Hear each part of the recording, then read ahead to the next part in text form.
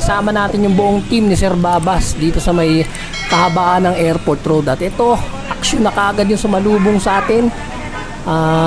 Alam naman ng mga driver na to na bawal yung e-trike dito sa kahabaan ng Roas Boulevard at Airport Road. So ayan, pinababa na siya at isinampa naman ng buong team yung kanyang e-trike. Actually, di gasolina nga to, hindi natin alam po ano tawag dito. Parang tok-tok ata dun sa Thailand. So makukuha niya naman yan, kaya lang kailangan niyang kumuha ng permit dun sa may Orense sa Makati. Tapos pupuntahan niya na yan dun sa may C6 Taguig. So napakalayo, talagang abala. Talagang perwisyo yung aabutin niya. Eh, ganun din naman yung ginawa niya sa atin ng MMDA. Alam naman na nilang bawal. Alam di ba kung gaano kabigat yan pag tumutulong ako nagbuhat dyan. So sobrang bigat niya. Pasensya na kayo, medyo malabo yung kuha natin dahil cellphone lang yung gamit natin dahil itong mga to biglaan tawag lang naman. So hindi naman tayo nagdadala ng gamit pagdating ng linggo dahil ito nga yung oras ng pahinga. Pero kailangan natin talagang magtrabaho dahil para marami tayong bayarin.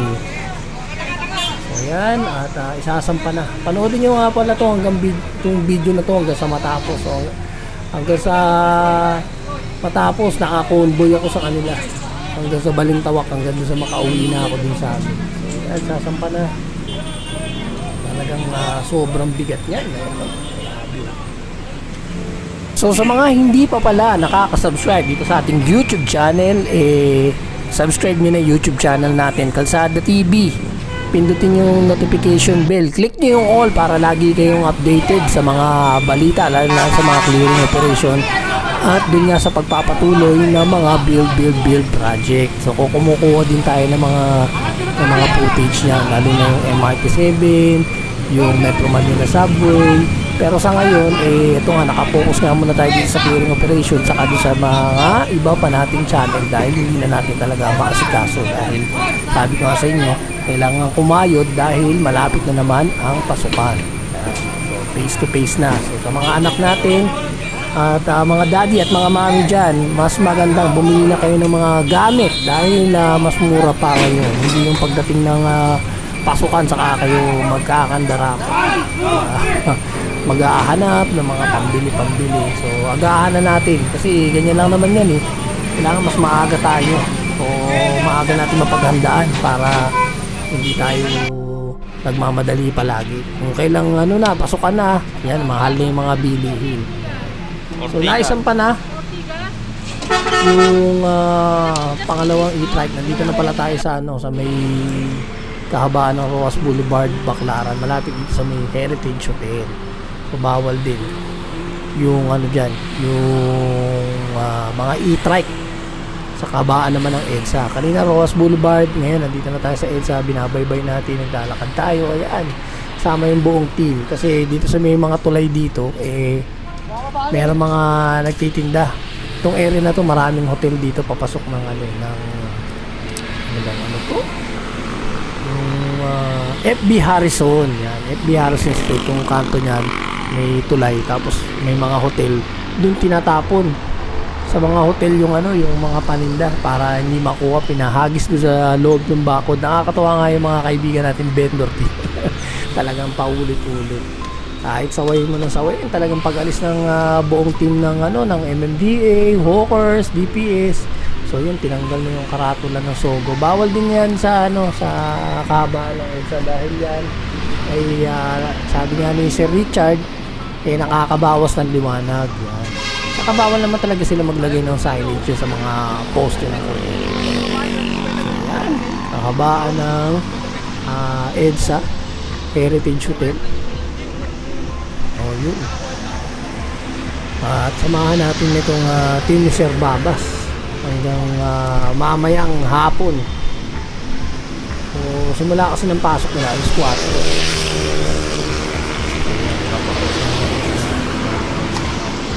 Mga signage ng mga hotel.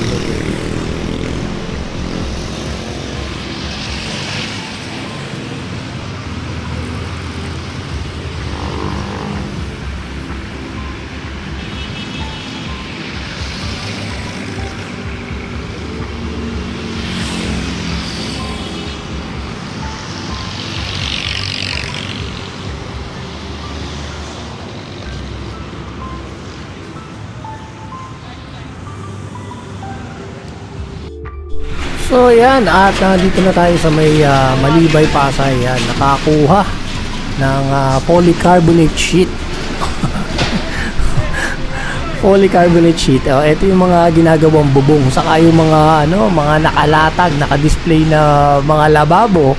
Ito makailang beses na rito sinabihan ni Sir Babas, pero this time yan, hakot na. Sabi ko nga sa inyo, pag hindi na masaway yung mga mga kaibigan nating mga negosyante saka mga vendor, tinuturuan na ng leksyon. So yan, sinampa na yung mga yung polycarbonate sheet. Yan. So ito, nandito na tayo sa may Muñoz flyover. Ay, dito na tumira yung mga informal settlers natin, yung mga anak nila, pag-gala-gala sa sa tulay. So kukobera natin to, baka kasi alam mo naman si YouTube. So ito, dito na sila tumira, dito na sila naliligo, dito na sila dumudumi sa plastic, tapos tinatapon na lang kung saan umiihi. Kawawa naman yung bata, no? So nakausap ko to kanina, taga daw sila, taga San Mateo, Rizal. May bahay naman daw sila doon, kaya lang yung trabaho nga ng asawa niya is dito sa sa Quezon City, nangangalakal. So naisipan niya na dalhin yung pamilya niya. So nakakalungkot yung mga ganito, no? So dapat na lang sila, umupa na lang, no? Kung gano'n naman pala may trabaho, kaysa yun, kawawa yung bata dito sa tulay naglalaro, naging playground nila. Mamaya umakyat pa yan doon sa may sa may pinaka barandilya, no? Malaglag dun yung anak nila, no? Parang hindi sila nag-iisip na habang kasarapan ng tulog nila pwede mangyari yun. Ayun, ang taas-taas pa. So lahat ng mga damit dyan ay kinuha na. Parang yung bata, parang mga 3 taong gulang pa lang po. Medyo malaki naman na siya, kaya lang parang syempre malnourished yan, hindi makakain ng sapat. So dire-diretso tayo hanggang Balintawak, at makikita nyo dito na naman yung babae na yung asawa niya nabunggo noong nakaraang taon. So tumakbo kasi yun sa MMDA. Actually hindi naman siya hinabol. So tumakbo siya, pagtakbo niya nahagip siya ng bus sa pool, patay. So nakakalungkot. Mamaya makikita nyo yun. So ito kasi kailangan talaga nila i-clear yung buong area, lalo-lalo na yung tulay, dahil yun nga, kailangan kasing picturean yan, tapos papadala dun sa opisina na katunayan na dumaan yung MMDA at nilinis itong area na to. So yan, talagang pinostingan nung buong team. So yun yung bata, binitbit na nung parang ate niya ata, yung nanay. O ate. So isang pamilya sila dyan, tatay, nanay, ate, saka yung si mother na nakausap nga natin. So yun, kailangan talagang ligpitin, at yun nga, kailangan nilang umalis doon sa ibabaw ng tulay. Yan. So yan, binitbit na. So yung bumaba na.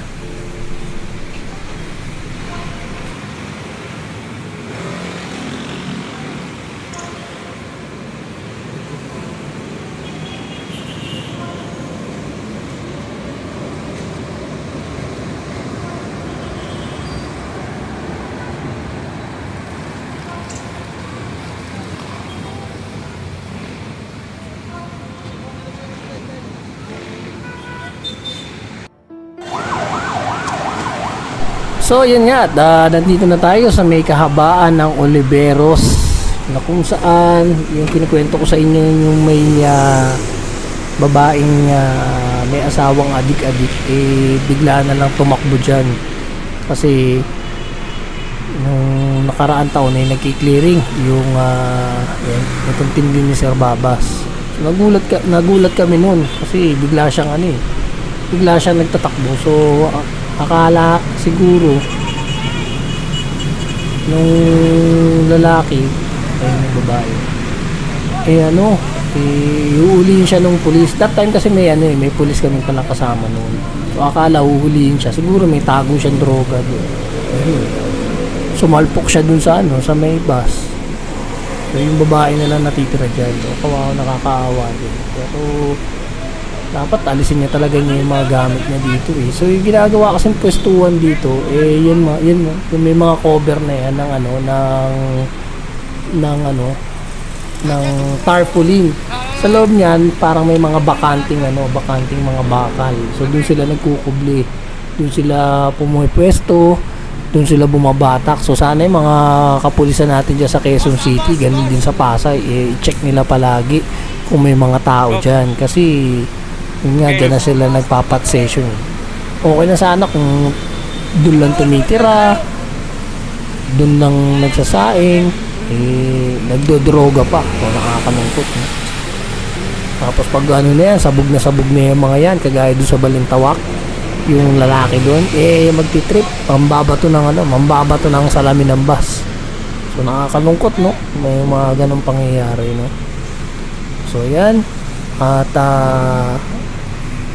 maraming salamat dun sa lahat ng viewers na patuloy na sumusuporta dito sa Kalsada TV. Dun sa mga bago pa lang, click nyo na yung huwag na kayong mahiya, yung subscription, Kalsada TV, pindutin yung notification bell para lagi kayong updated sa mga clearing operation kahit araw ng linggo. Walang fake news to, walang madalas nagla-live stream tayo, tapos yung mga yung kuha natin do sa action cam ina-upload natin kinabukasan nila kasi alam niyo naman, para maiwasan din natin yung nagnanakaw ng video tapos ina-upload dun sa Facebook, tapos mas na-appreciate pa yung sa Facebook kaysa dun sa sa YouTube natin. So ang kumikita yung mga hayop na magnanakaw na nag-a-upload dun sa Facebook, sasabayan pa ng mga basher na akala mo napakagagaling dun sa lugar nila walang squatter, walang nagdodroga. So huwag kayong ganun. Kahit saan parte ng mundo may mga informal settler, may mga squatter. Nga lang yung batas dun sa inyo mahigpit yung pag-i-implement. Dito sa Pilipinas kasi palaging inuuna yung awa sa kapwa, dahil yan ang ugali nating mga Pilipino. Madali tayong maawa dun sa kapwa natin. So kahit mali na minsan yan papatawad pa rin. So yan, nakita niyo yung mga kalat, mga kalakal dyan na lahat nilagay. Yung mga halaman nga dyan na tinanim ni nung isang dating team leader ng Pulang Araw, yan ubos na, nangamatay na, gawa ng palagi nadadaganan, naglalatag ng karton, naglalatag ng banig. So malapit na tayo doon sa may Balintawak Station. Talagang itong team ni Sir Babas palaging bugis buhay Siyempre daan ng mga bus yan kaliwat kanan. So kailangan talaga ng iba yung ingat. At ganun din tayo dahil ang layo ng pinaparkingan natin. So papark pa natin yung motor doon, tapos tatakbo tayo sa Center Island para makakuha na ng video. So ito, nandito na tayo sa may paanan ng Balintawak Footbridge. Ito yung malapit sa Kamatsili na palaging kiniklearing ng Task Force Special Operation. Yan, laki ng tiyan ni Sir Babas, no? Puro kanin. Hindi naman kasi umiinom yan mabait yan si Sir Babas, puro food trip lang yan. So yan, mga iniiwan ng mga namimili ng bulok, yung inihiwala yung yung mga bulok sa mga pwede pa. So ayan, baho-baho na mga pinagbalatan ng sibuyas, talagang na dyan na lang tinambak. So nakakainis din yung mga yung mga parang scavenger na na mga vendor din. Yung sa Divisoria kasi ang tawag sa kanila mambubulok. Yun. Pipiliin nila yung pwede pa dun sa hindi pa pwede, na hindi na pwede. Tapos ititinda nila, sila yung mga naglalatag. Mabaka sakali na may bumili, pero kadalasan sila yung nabibilan kasi mura lang, tapos nakatumpok. Ang problema kasi iniiwan nila yung mga basura nila dito. So sa lahat ng viewers sa Kalsada TV, maraming salamat. Hanggang dito na lang, at pauwi na rin ako dahil malapit na rin ako dito sa Balintawak. So palagi kayong mag-iingat. God bless sa atin lahat.